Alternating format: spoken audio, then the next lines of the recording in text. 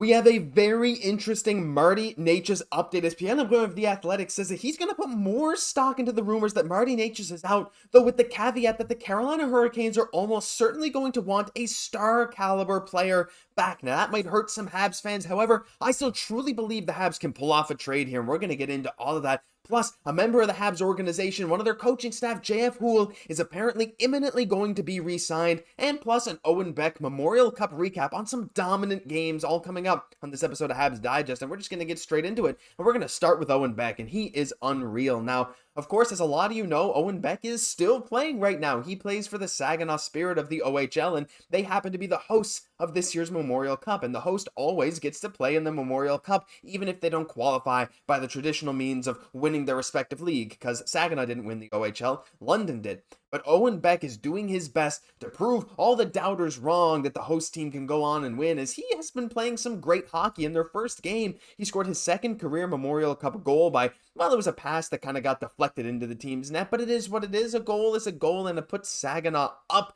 And over the course of 2 games, he played very well. This is early in the third period of that first game. He made a pass to Canucks prospect Josh Bloom, and they scored the eventual game-winning goal in a 5-4 win.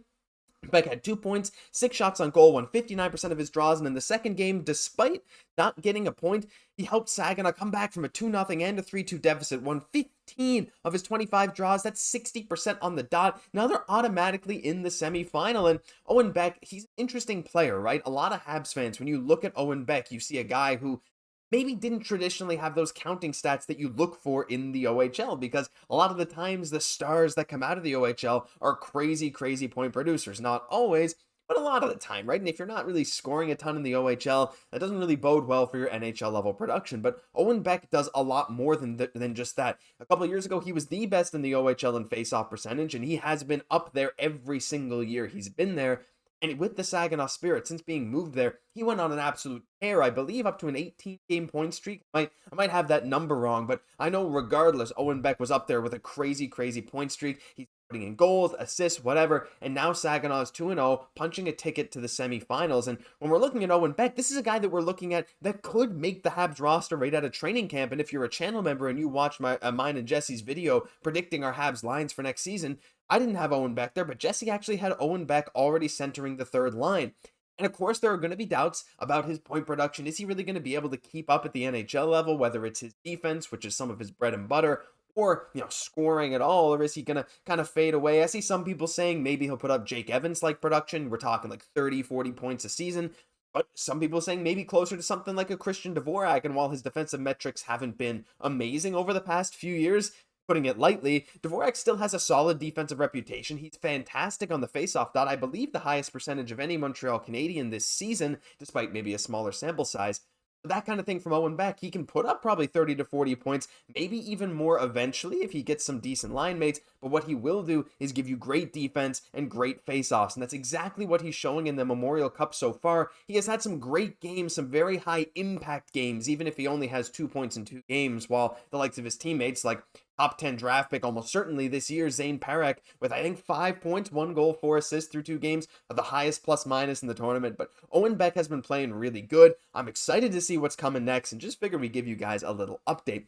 But we got to move on to something else. And, speaking of Owen Beck, there's a good chance he could end up playing next year with the Laval Rocket if he doesn't make the Habs right out of camp. And their head coach, well, it certainly looks like he is about to be signed. And we'll get into this. So, in a recent article in Dans les Coulisses, they basically said that they went and took a look around. They looked at the actual sources over the last few days, because there are some rumors about, yes, he's back, no, JF Houle's not going to be back, and all this kind of stuff. But they said at the very least, as of the last minute, they said Houle should be back to the Rocket in 2024-25, and then an announcement could be made over the course of the next 10 days, and his contract actually runs out in just over a month. Now, JF Houle, some people have certain expectations of him heading into next year. Some people have some interesting takes on him already this year. Of course, Laval finished last in the North Division. However, they were in the playoff race right until the end. They actually led the division in penalty minutes, but the record of 33, 31, and 6 is not bad. It was just a very, very good division. And when you think about it too, like, he really didn't have a lot of his players. We had Brandon Xhekaj, we had Lucas Condata coming up and down, and Xhekaj was sent down, but then called back up, and Barron was sent down, and then there were injuries. The Laval Rocket team was I don't know if I want to say decimated. It wasn't quite as bad as last year, but a lot of these guys were coming up and down and getting lost left and right. And don't forget, Belzile wasn't back this year, right? There's a lot of guys that were on the team last year that just weren't there to give him that boost this year. And yes, you had Reinbacher come in, and at the end of the season, Lane Hutson played for Montreal, not there. And, you had Logan Mailloux play a lot of this season for Laval, who was very, very good. But again, having those guys coming up and down, doing all this stuff, led to Laval not having as good of a record as maybe would have wanted. So you get a lot of hate towards JF Houle saying like, oh, why would we even want him back? He's playing the veterans too much. I've seen that sentiment a bit around social media. I don't know if I agree with that, because what I do notice with JF Houle is when players have been sent down, well, really we just have Xhekaj, I guess, but he has looked really good since coming back. And I know a lot of that's the Habs organization saying like, well, look, imagine you're Xhekaj and you get demoted from the Habs. Like, you're going to do whatever they say, whether it's Laval's coach or Montreal's coach or Montreal's management, whoever it is, say, do this and you can come back. Well, you're going to be motivated to do it. That's not all on JF Houle to say, look what he did for Xhekaj. But at the same time, it helped. But not only that, he's preparing his players in the AHL very well for the NHL jump. We saw guys like Condata scoring in his first game with the Habs this year. We saw Brandon Gignac look like he fit perfectly well. And we even see guys from like last year, whether it was RHP or Ullinen, who kind of went up and down a bit. There's guys who played in the AHL who seamlessly integrated into the NHL system. And that is something that I think is very underrated when you have a team with so many prospects. Montreal has one of the youngest farm teams in the league. Like, yes, they have some veterans in the AHL, but look at all the young talent that's going to be on the team. Next year, Mailloux might make the Habs, he might not. You might have Mailloux, Barron, Reinbacher on the right side. Probably not all in Laval, but I'm saying a few of those guys. Hudson is a maybe. You still have Dobesh in net, who had a phenomenal second half to his year. And then you have guys in the coming years, whether it's Oliver Kapanen, whether it's Adam Engstrom, and so many more guys that I kind of can't even mention. Joshua Waugh this past year, he's probably going to start with Montreal this year. So anyway, to summarize all that, I think JF Houle has done a fantastic job of preparing guys for the next level. I'm thrilled to hear this. Let me know your thoughts down below, because I know a lot of Habs fans are not super happy with how the season ended in Laval, but I'd love to hear from you and your thoughts. But the final thing, the big thing in this video, is interest in Martin Necas update. Well, I meant to say interesting, but you can't always have perfect text, especially when you're recording videos from different places than you normally do. So if you're watching this, apologies for the lack of videos over the weekend. If you're still watching at this point, I'm on a bit of a vacation, traveling around the country, so hoping that you guys can deal with this while I'm gone. But hey, we got to still get you that Habs news, and we want to talk a bit about Pierre Lebrun's article for The Athletic. Now, he spoke a little bit about Brady Tkachuk and how Ottawa and Steve Staios completely shut down any Brady Tkachuk rumors. But he wanted to talk a bit about Martin Necas, and he said he'd actually put a little more stock into the rumors that are out there regarding Necas. Just won gold with Xhekaj. Congratulations to Xhekaj. My goodness, what a win. I saw the celebrations in Prague. Unbelievable. But Necas is 25. He's an RFA. The Kent Hughes special. And LeBron absolutely believes he would welcome a change of scenery out of Carolina. I think that's been the case for a while. But here's the caveat, right? He said there's another layer. How much does it cost for his new contract extension? And most contenders won't have much cap room, but the real caveat is that Carolina would want a star caliber player back in any package. That's where the fit gets trickier. Having said that, all things being equal, his money's on Necas, likely move. Stay tuned.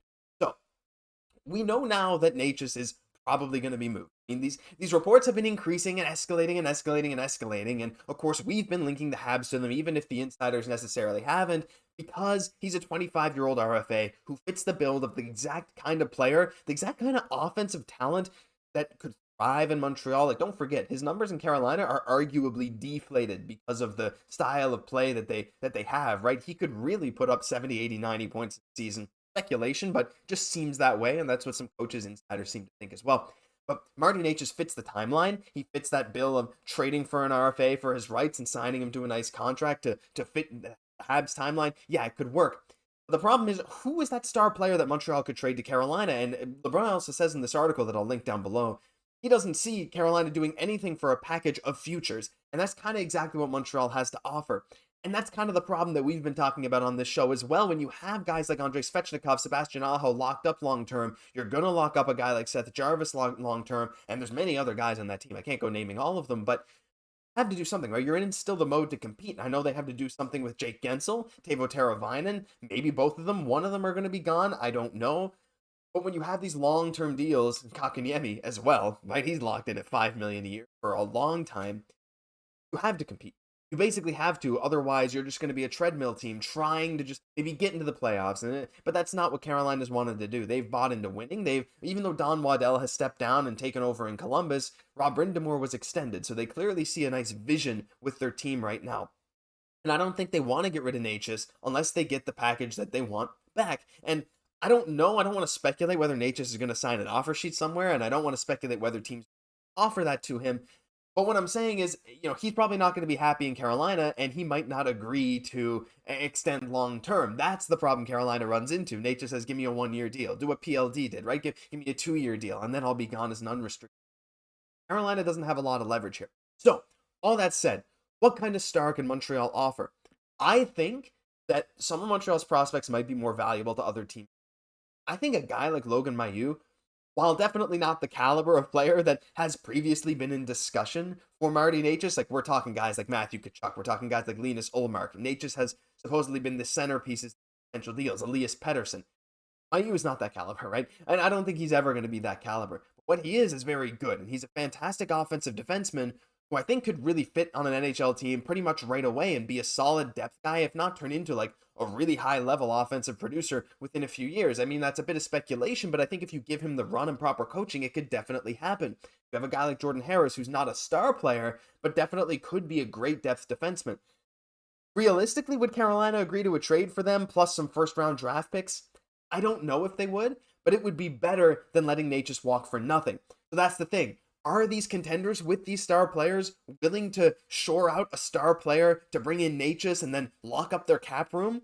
Maybe not. There's not very many good fits in the NHL right there. Boston, Nashville, maybe. But if those teams can't get a deal done, Carolina's probably going to be desperate. They're going to probably want to trade for something, even if it's not exactly what they want. And Montreal can offer a fantastic package, pure value-wise, that maybe it doesn't fit the exact timeline Carolina wants, but it's going to be something that's going to be very hard to say no to. So I think we're in for an interesting time here, but to hear that he's most likely going to be moved is awesome news because we can continue to speculate about this all the time, but I still think he could be a great fit in Montreal. After seeing him play with Team Xhekaj, I'm even more impressed than I think I was before, but let me know your thoughts. There's a ton of Necas stuff always coming out, and we'd love to hear.